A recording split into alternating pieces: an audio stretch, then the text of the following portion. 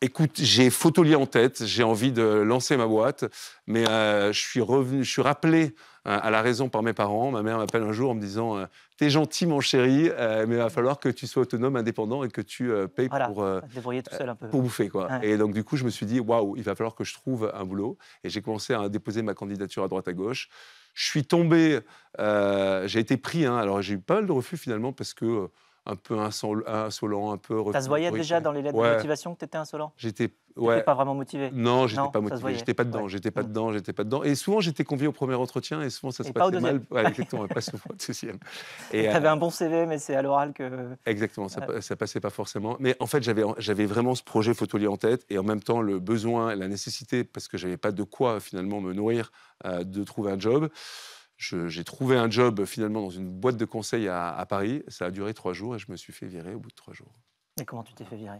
Écoute, j'avais imprimé le business plan de Photolia et le jour où je devais finalement, alors quand tu es Donc consultant, dès le deuxième jour, tu avais imprimé voilà, le j'avais business le ouais. deuxième jour au soir, j'avais imprimé le business plan de Photolia et le troisième au matin, alors que je devais commencer chez un client. Tu sais, quand tu es consultant, Oui, tu tu dois dois commencer aller chez un ouais, client. Voilà, en déjà, ça mission. m'emmerdait parce que je devais partir à l'autre bout de Paris. Bref, je reçois tard le soir un coup de téléphone de mon manager qui me dit: «Écoute, avant de partir chez ton client, passe au bureau à 8h30, je dois te dire quelque chose». Et là, quand je suis arrivé, il avait dans les mains le business plan de Photolia et il m'a dit: «Écoute, mon gars, j'ai l'impression que tu pas envie de faire ce pourquoi tu es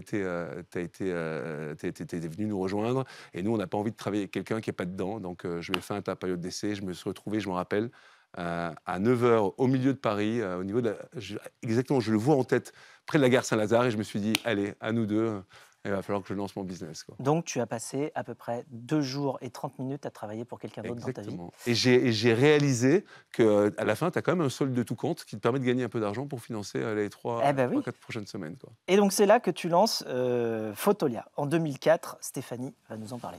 Ouais, l'idée de Photolia, c'est une banque d'images libre de droit dans 23 pays en 8 langues. Avec votre associé Oleg Tchelzov, vous proposez des images et des vidéos de haute qualité aux internautes et aux professionnels pour illustrer sites web, pubs ou encore brochures.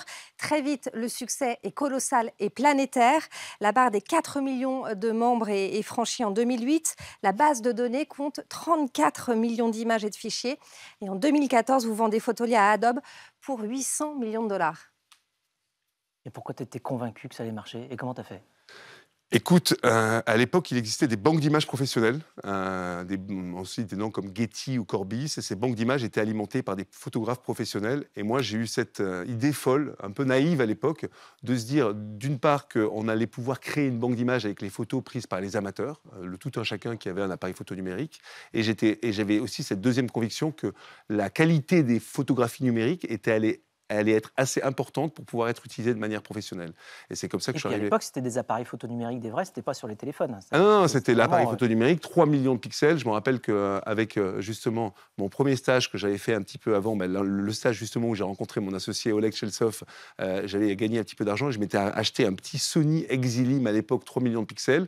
J'avais pris cette photo et je me suis dit: «Voilà, la photo numérique, c'est l'avenir de la photo» et à ce moment-là, c'était pas du tout la norme et on te croyait pas. C'est-à-dire que les photographes classiques, argentiques, je veux dire, te riaient au nez quand tu leur disais que tu allais utiliser que des photos numériques allaient être utilisées, je dirais dans un cadre professionnel, quoi.